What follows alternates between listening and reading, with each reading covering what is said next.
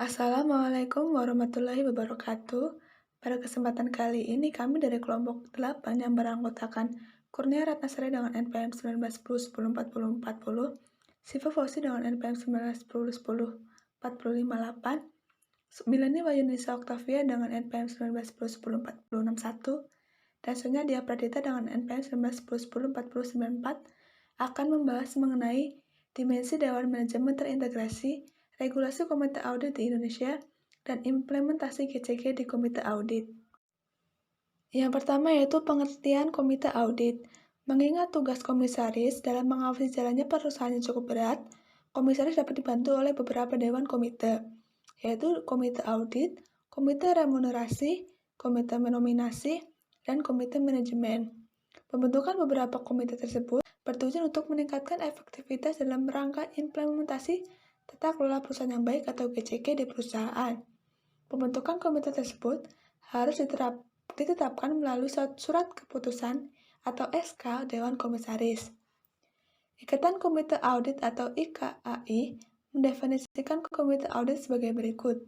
Suatu komite yang bekerja secara profesional dan independen yang dibentuk oleh Dewan Komisaris, dan dengan demikian tugasnya adalah membantu dan memperkuat fungsi Dewan Komisaris atau Dewan Pengawas atas proses pelaporan keuangan, manajemen risiko, pelaksanaan audit, dan implementasi dari corporate governance di perusahaan-perusahaan.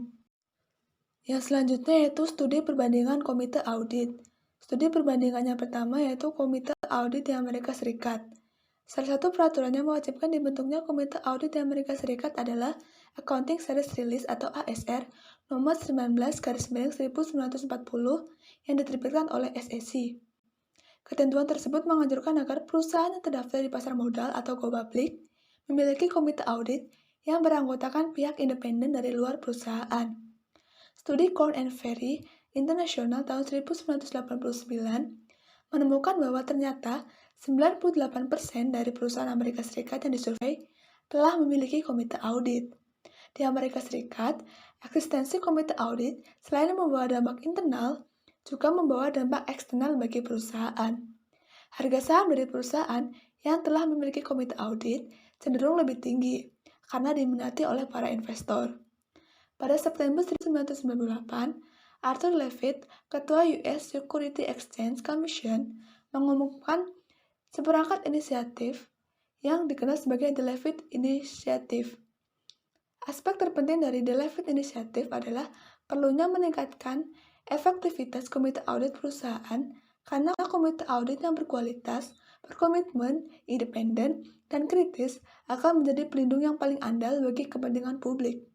Sebagai tindak lanjut dari The Levitt Initiative, dibentuklah The Blue Ribbon Committee on Improving the Effectiveness or Corporate Audit Committee. Studi perbandingan komite audit yang kedua yaitu Komite Audit di Inggris. Para anggota komite audit dipilih dari para pemegang saham yang dipandang memiliki keahlian atau kompetensi di bidang akuntansi dan auditing. Komite audit dibentuk untuk bertindak sebagai mediator antara pemegang saham, manajemen, dan pihak eksternal perusahaan. Tahun 1982, kelompok The Promotion of Non-Executive Director telah memperbaiki kode praktik. Tahun 1987, kelompok tersebut merekomendasikan agar perusahaan-perusahaan publik memiliki komite audit yang terdiri atas direktur non-eksekutif yang bertugas memberikan konsultasi sehubungan dengan masalah mengenai audit dan pengendalian. Tahun 1986, Institute of Chartered Accountants pada England and Wales Working Party merekomendasikan agar komite audit bertanggung jawab atas pertemuan dan remunerasi auditor independen, menyetujui rencana audit, dan menelaah laporan manajemen yang dikeluarkan oleh auditor. Studi perbandingan komite audit yang ketiga yaitu Komite Audit di Kanada. Komite audit pertama kali diperkenalkan oleh pemerintah Kanada pada tahun 1965 melalui Undang-Undang Perseroan Terbatas Kanada, yang kemudian diamandemen pada tahun 1975. Undang-undang tersebut telah diberlakukan di negara bagian Ontario dan British Columbia. Menurut undang-undang ini, semua perusahaan publik harus memiliki komite audit yang menelaah laporan keuangan tahunan sebelum disampaikan kepada Dewan Komisaris. Laporan Adam tahun 1998 merekomendasikan tanggung jawab komite audit. Tahun 1988, The Canadian Institute of Chartered Accountants mengeluarkan laporan McDonald yang disusun oleh McDonald Commission. Laporan tersebut mengemukakan bahwa semua perusahaan publik harus memiliki komite audit. Komite audit harus melaporkan tentang tanggung jawabnya kepada pemegang saham secara tahunan dalam bentuk laporan keuangan. Serta, komite audit harus menelaah laporan keuangan interim dan laporan sebelum dipublikasikan. Selanjutnya yaitu regulasi komite audit di Indonesia. Regulasi komite audit yang pertama yaitu komite audit menurut Kementerian BUMN. Ketentuan mengenai komite audit BUMN diatur dalam Undang-Undang Nomor 19 Tahun 2003, tanggal 19 Juni 2003. Pasal 70 Undang-Undang tersebut menyebutkan bahwa komisaris dan Dewan Pengawas BUMN wajib membentuk komite audit yang bekerja secara kolektif dan berfungsi untuk membantu komisaris dan Dewan Pengawas dalam melaksanakan tugasnya. Komite audit dipimpin oleh seorang ketua yang bertanggung jawab kepada komisaris atau Dewan Pengawas. Ketua komite audit adalah anggota komisaris independen yang diangkat oleh komisaris. Regulasi komite audit yang kedua yaitu komite audit menurut Kementerian BUMN. Berdasarkan Peraturan Menteri Negara BUMN milik negara Nomor 5/MBU/2006 tanggal 20 Desember 2006 tentang Komite Audit bagi BUMN. Dalam pasal 3 ayat 1 Peraturan Menteri tersebut dinyatakan bahwa tugas komite audit terdiri dari 5 hal, yaitu yang pertama, membantu komisaris atau Dewan Pengawas memastikan efektivitas SPI dan efektivitas pelaksanaan tugas auditor internal dan eksternal. Yang kedua, menilai pelaksanaan serta hasil audit yang dilakukan oleh SPI maupun auditor eksternal. Yang ketiga, memberikan rekomendasi mengenai penyempurnaan sistem pengendalian manajemen serta pelaksanaannya. Yang keempat, memastikan telah terdapat prosedur review yang memuaskan terhadap segala informasi yang dikeluarkan BUMN. Dan yang kelima, melakukan identifikasi hal-hal yang memerlukan perhatian komisaris atau Dewan Komisaris atau Dewan Pengawas serta tugas-tugasnya. Selanjutnya, terkait keanggotaan komite audit, Peraturan Menteri BUMN tersebut diatur dalam beberapa pasal sebagai berikut. Pasal yang pertama yaitu pasal 6 ayat 3 menyatakan bahwa anggota komite audit harus memenuhi persyaratan sebagai berikut. A. Memiliki integritas yang baik dan pengetahuan, serta pengalaman kerja yang cukup di bidang pengawasan atau pemeriksaan. B. Tidak memiliki kepentingan atau keterkaitan pribadi yang dapat menimbulkan dampak negatif dan konflik kepentingan terhadap BUMN yang bersangkutan. Dan C. Mampu berkomunikasi secara efektif. Pasal yang kedua yaitu pasal 6 ayat 4 menyatakan bahwa salah seorang dari anggota komite audit harus memiliki latar belakang pendidikan akuntansi atau keuangan dan memahami manajemen risiko, dan salah seorang harus memahami industri atau bisnis BUMN yang bersangkutan. Pasal selanjutnya, pasal 6 ayat 5 menyatakan bahwa jika ada anggota komite audit berasal dari sebuah institusi tertentu, maka institusi di mana anggota komite audit berasal tidak boleh memberikan jasa pada BUMN yang bersangkutan. Pasal 6 ayat 7 menyatakan bahwa anggota komite audit berasal dari luar BUMN dilarang mempunyai hubungan keluarga, saudara, dan semenda sampai derajat ketiga, baik menurut garis lurus maupun garis ke samping dengan anggota komisaris atau Dewan Pengawas dan atau anggota direksi. Pasal yang terakhir, pasal 6 ayat 8 menyatakan bahwa anggota komite audit wajib menyediakan waktu yang cukup untuk melaksanakan tugasnya. Regulasi komite audit di Indonesia yang ketiga yaitu komite audit menurut Bursa Efek. Kehadiran komite audit di perusahaan publik telah mendapat respon yang cukup positif dari berbagai pihak, antara lain pemerintah. Ketentuan mengenai keanggotaan komite audit diatur dalam Surat Edaran Bapepam nomor SE 03/PM/2000 tanggal 5 Mei tahun 2000 dan keputusan Direksi Bursa Efek Jakarta atau BEJ nomor keputusan strip 315/BEJ/06/2000. Kedua peraturan tersebut menyatakan bahwa keanggotaan komite audit sekurang-kurangnya terdiri dari 3 orang anggota. Seseorang di antaranya merupakan komisaris independen yang sekaligus merangkap sebagai ketua komite audit. Sedangkan anggota lainnya merupakan pihak eksternal yang independen di mana sekurang-kurangnya satu di antaranya memiliki kemampuan di bidang akuntansi dan atau keuangan. Komite audit menurut Komite Nasional Good Corporate Governance berdasarkan pedoman pembentukan komite audit yang efektif yang disusun oleh Komite Nasional Good Corporate Governance pada 30 Mei tahun 2002, antara lain disebutkan bahwa tujuan dibentuknya komite audit yaitu yang pertama pelaporan keuangan, yang kedua manajemen risiko dan kontrol, dan yang ketiga tata kelola perusahaan. Tanggung jawab komite audit di bidang tata kelola perusahaan adalah memberikan kepastian bahwa perusahaan tunduk secara layak pada undang-undang dan peraturan yang berlaku, melaksanakan urusannya dengan pantas dan mempertahankan kontrol yang efektif terhadap konflik kepentingan atau conflict of interest dan manipulasi terhadap pegawainya. Regulasi komite audit di Indonesia yang terakhir yaitu Komite Audit menurut Bank Indonesia. Bank Indonesia telah mengeluarkan Peraturan Bank Indonesia atau PBI nomor 8/14/PBI/2006 tentang pelaksanaan Good Corporate Governance bagi bank umum.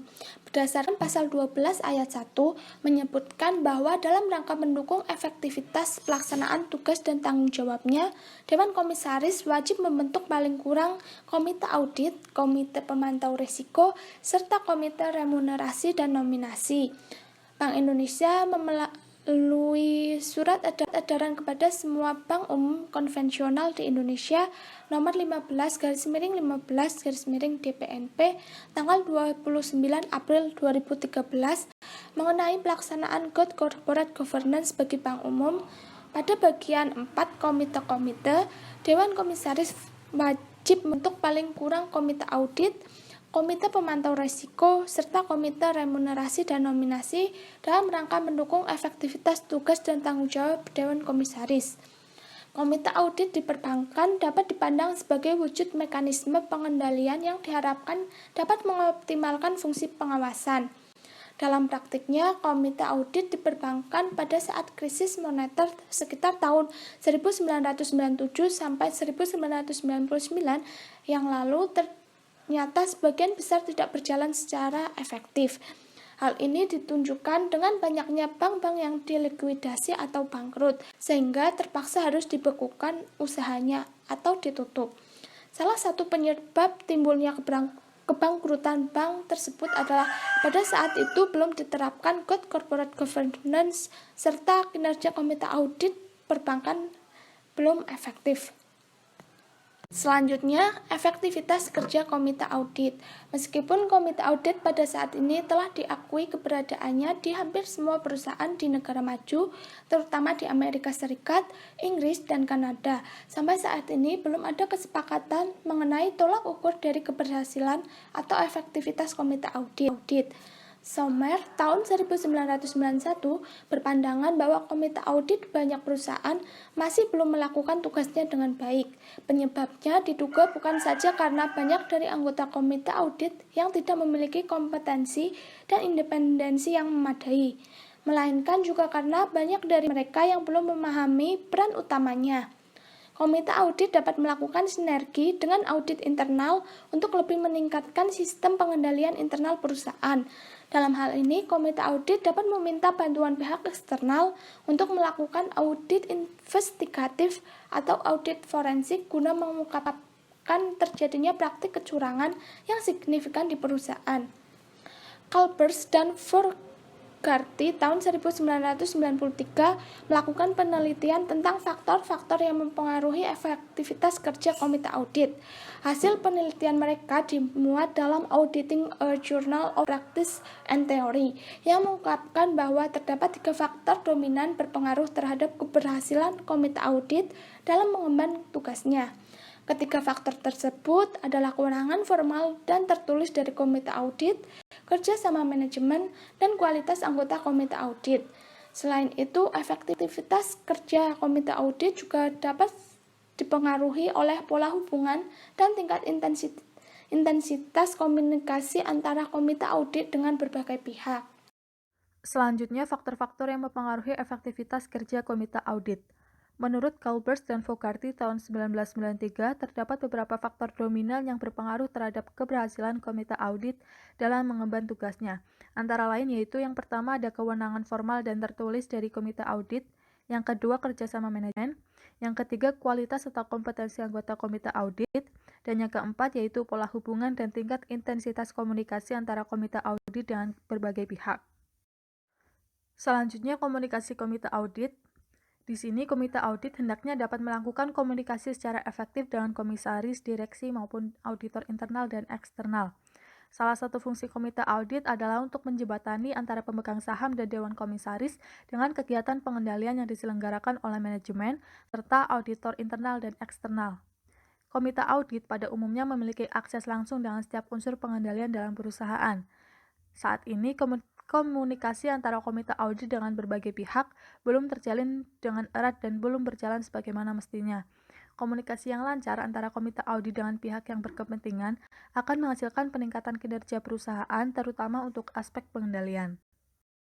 Berikutnya ada komunikasi komite audit dengan dewan komisaris.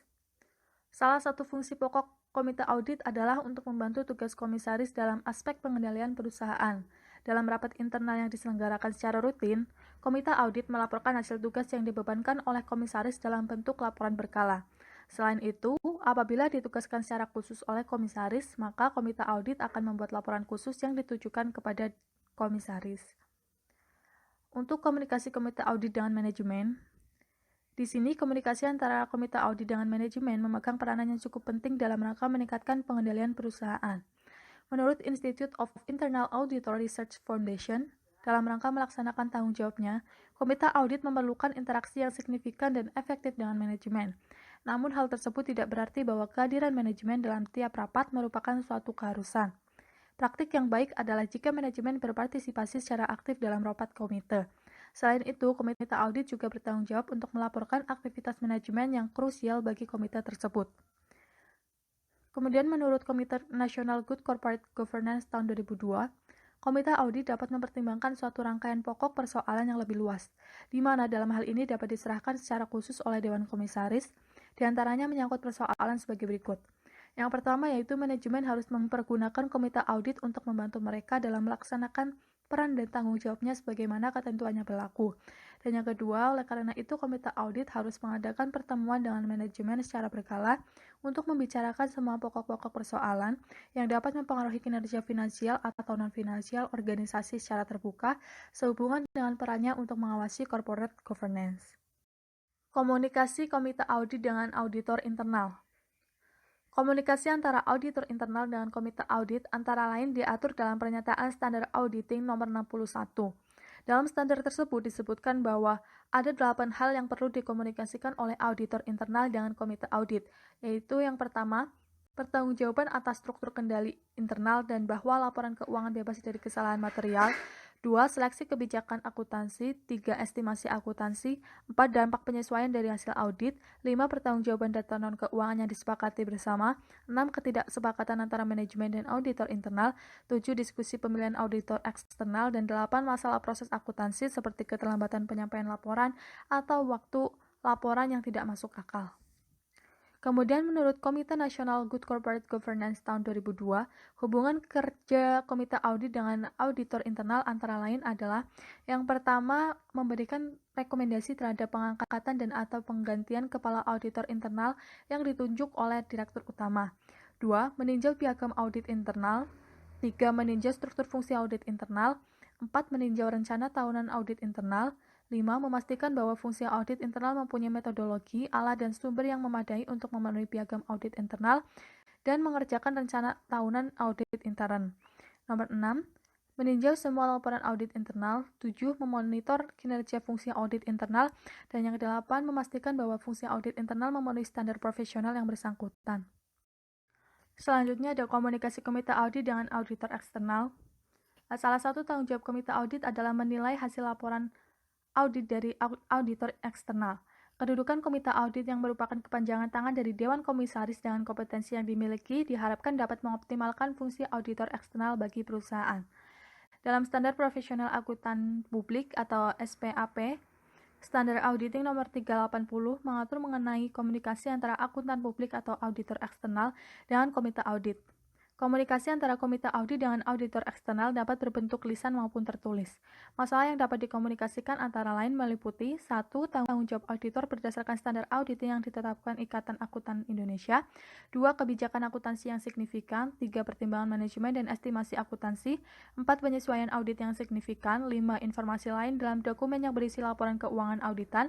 6. Ketidaksepakatan dengan manajemen. 7. Konsultasi dengan akuntansi lain. 8. Masalah besar yang dibicarakan dan manajemen sebelum mengambil keputusan untuk mempertahankan auditor, dan 9. Kesulitan yang dijumpai dalam pelaksanaan audit. Menurut Komite Nasional Good Corporate Governance tahun 2002, hubungan kerja antara komite audit dengan auditor eksternal antara lain meliputi 1. Memberikan rekomendasi tentang pengangkatan dan atau penggantian auditor eksternal. 2. Meninjau surat pengangkatan auditor eksternal. 3. Meninjau biaya untuk audit internal. 4. Meninjau ruang lingkup dan perencanaan audit eksternal. 5. Meninjau laporan audit eksternal. 6. Meninjau manajemen letters atau audit eksternal. 7. Memonitor kinerja audit eksternal. Dan 8. Memastikan bahwa auditor eksternal bekerja sesuai dengan standar profesional yang bersangkutan, khususnya yang berkaitan dengan independensi. Implementasi prinsip Good Corporate Governance di Komite Audit. Komite Audit memegang peranan yang cukup penting dalam mewujudkan Good Corporate Governance karena merupakan mata dan telinga Dewan Komisaris dalam rangka mengawasi jalannya perusahaan. Keberadaan Komite Audit yang efektif merupakan salah satu aspek penilaian dan implementasi Good Corporate Governance. Untuk mewujudkan prinsip Good Corporate Governance di suatu perusahaan publik, maka prinsip-prinsip berikut harus menjadi landasan utama bagi aktivitas komite audit.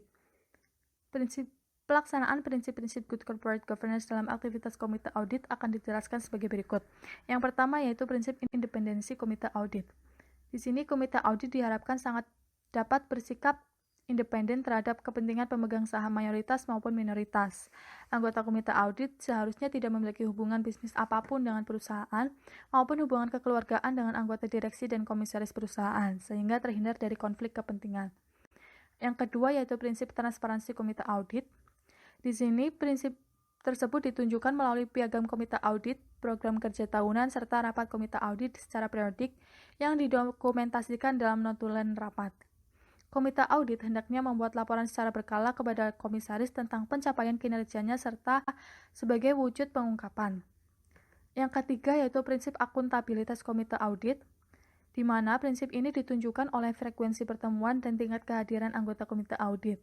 Komite audit seharusnya memiliki kapabilitas, kompetensi, dan pengalaman di bidang audit serta proses bisnis perusahaan agar dapat bekerja secara profesional. Yang keempat yaitu prinsip pertanggungjawaban komite audit. Prinsip ini ditunjukkan oleh aktivitas komite audit yang dijalankan sesuai dengan peraturan dan ketentuan yang berlaku. Selain itu, kinerja komite audit ini hendaknya harus dapat dipertanggungjawabkan secara moral kepada publik selain kepada Dewan Komisaris. Dan yang terakhir yaitu prinsip kewajaran komite audit. Prinsip ini ditunjukkan oleh sikap komite audit dalam pengambilan keputusan yang didasarkan atas sikap adil dan objektif terhadap semua pihak. Selanjutnya, masih berhubungan dengan implementasi prinsip Good Corporate Governance di komite audit. Mengingat sangat pentingnya aspek manajemen risiko dalam pengelolaan perusahaan, maka komite audit diharapkan dapat melakukan identifikasi risiko potensial yang dihadapi perusahaan serta alternatif pemecahannya. Selain itu, yang tidak kalah penting adalah bahwa komite audit juga berkewajiban untuk menjaga tingkat kepatuhan perusahaan terhadap kebijakan atau peraturan yang berlaku. Dengan demikian, komite audit sebagai perwujudan dari implementasi Good Corporate Governance berkaitan dengan perannya sebagai corporate governance memiliki tugas sebagai berikut. Yang pertama yaitu mengawasi proses penyusunan corporate governance. Yang kedua memastikan bahwa manajemen senior secara aktif mensosialisasikan budaya corporate governance. Yang ketiga memonitor bahwa Code of Conduct telah dilaksanakan secara konsekuen. Yang keempat, memantau bahwa perusahaan mematuhi undang-undang dan peraturan yang berlaku. Dan yang kelima, mewajibkan auditor internal melaporkan hasil evaluasi pelaksanaan corporate governance dan temuan lainnya secara tertulis. Audit Commit Self-Assessment Checklist. Anggota komite audit dapat melakukan penilaian mandiri, yaitu melalui peninjauan atau review menggunakan alat bantu atau tools, kuesioner penilaian sendiri atau self-assessment questionnaire yang dilengkapi dengan self-assessment checklist. Tujuannya untuk mengetahui kelemahan atau kekurangan dalam pelaksanaan tugas yang diembannya, sehingga diketahui upaya perbaikan agar komite audit dapat berjalan lebih efektif. Apabila diperlukan, dapat diprogramkan pelatihan atau training terhadap anggota komite audit untuk meningkatkan pengetahuan dan keahlian terkait dengan proses bisnis dan teknik audit. Komite lainnya, yang pertama ada komite-komite lainnya di BUMN. Berdasarkan pasal 70 UU nomor 17 tahun 2003 tentang BUMN, antara lain disebutkan bahwa komisaris dan dewan pengawas BUMN wajib membantu komite audit yang bekerja secara kolektif dan berfungsi membantu komisaris dan dewan pengawas dalam melaksanakan tugasnya. Komite audit tersebut dipimpin oleh seorang ketua yang bertanggung jawab kepada komisaris atau dewan pengawas. Selain komite audit, komisaris atau dewan pengawas dapat membentuk komite lain yang ditetapkan oleh menteri. Komite lain tersebut berupa yang pertama ada komite pemantau manajemen risiko di BUMN dan komite nominasi dan remunerasi di BUMN. Komite lainnya yang kedua adalah komite-komite lainnya di perbankan. Bank Indonesia melalui surat edaran kepada semua bank umum konvensional di Indonesia nomor 15/15/DPNP tanggal 29 April 2013 mengenai pelaksanaan GCG bagi bank umum pada bagian 4 komite-komite menyebutkan bahwa Dewan Komisaris wajib membentuk susunan organisasi setidaknya komite audit, komite pemantau risiko, serta komite remunerasi dan nominasi dalam rangka mendukung efektivitas tugas dan tanggung jawab Dewan Komisaris. Komite-komite lainnya yang ada di perbankan berupa komite pemantau risiko dan komite remunerasi dan nominasi. Selanjutnya ada komite-komite lainnya di perusahaan publik. Berdasarkan peraturan OJK nomor 34/POJK 04/2014 tanggal 8 Desember 2014 tentang komite nominasi dan remunerasi emiten atau perusahaan publik menyebutkan bahwa komite nominasi dan remunerasi adalah komite yang dibentuk oleh dan bertanggung jawab kepada Dewan Komisaris dalam membantu melaksanakan fungsi dan tugas Dewan Komisaris terkait nominasi dan remunerasi terhadap anggota direksi dan atau anggota Dewan Komisaris. Sekian presentasi dari kelompok kami, kurang lebihnya mohon maaf. Wassalamualaikum warahmatullahi wabarakatuh.